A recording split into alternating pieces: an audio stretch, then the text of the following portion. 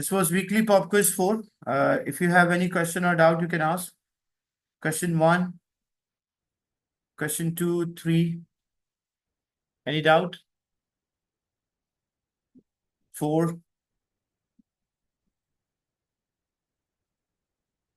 Question 5, 6, 7. Any doubt?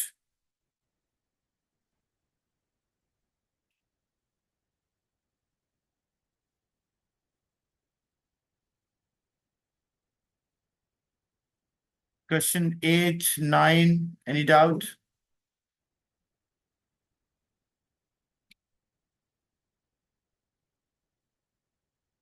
Question 10, question 11. Any doubt?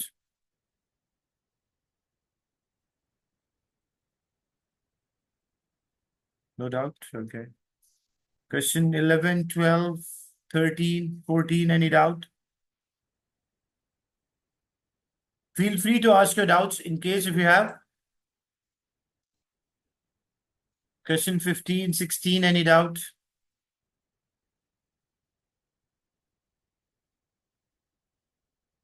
Question 16. Okay. In question 16, two forces P and Q act on an object. Which of the following is a correct drawn scaled vector diagram for the resultant? When two vectors are there, you can solve by using either a parallelogram method or you can use a triangle method. If I use a parallelogram method, then I should start both vectors from the same point and I will complete a parallelogram. Using a compass, I will draw an arc, I will work out the positions, and then the diagonal of this parallelogram will be the resultant. That is one way. If you use a triangle method, any one of the vector you can draw first. For example, I drew P first in the relative direction as shown at the same length. Then I will, from the head of the first vector, I will draw the second vector of same length as it is given in the question. Then what is the resultant? Resultant is always from tail of the first to the head of the last. So tail of the first to the head of the last, that will be the resultant. So what is the resultant here? This is a resultant. So what is a mistake in A? That the direction of a resultant is given wrong. That's a mistake. What is a mistake in B? The direction of the resultant is given wrong. What is a mistake in C? That the resultant direction is, it should be diagonal between the two vectors. So that is also given wrong. So D is the right answer.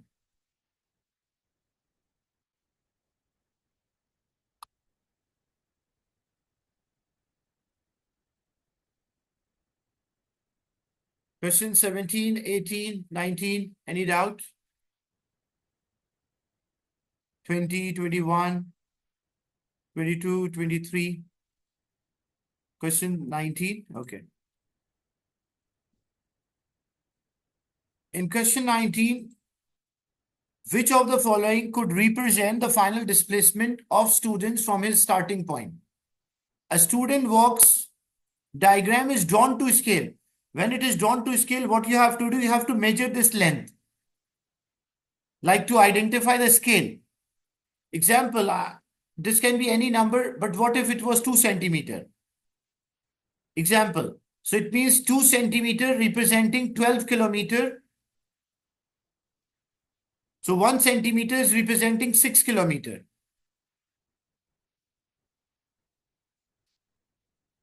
Now, we want to use a vector diagram. So first, we will draw this 12 kilometer. Any one of them you can draw first.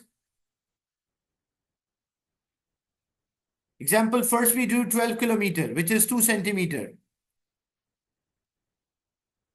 Then from the bearing, like from the north, right? Because the angle from the north is given, from the bearing, the angle is given 340. So if this angle is 340, what will be remaining angle? This will be 20 degrees. So if we draw the north here,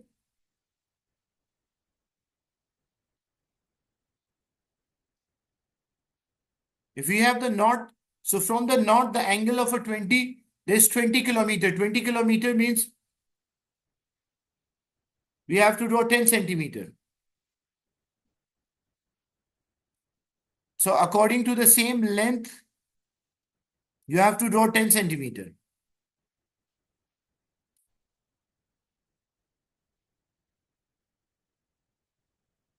And at an angle of 20 from the north. So example, you drew, so this is a 20 centimeter, 20 kilometer, which is 10 centimeter. Now, what about the resultant? Resultant is always from tail of the first to the head of the last. So this is the tail of the first and this is the head of the last. So when I join the tail of the first to the head of the last, what I will get? I will get the resultant. So it matches, the resultant matches with B. So B will be the right answer. Is it clear?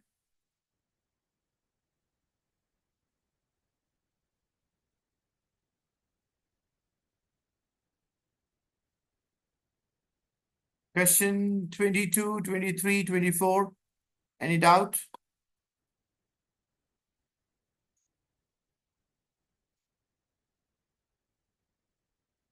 So this was a pop quiz.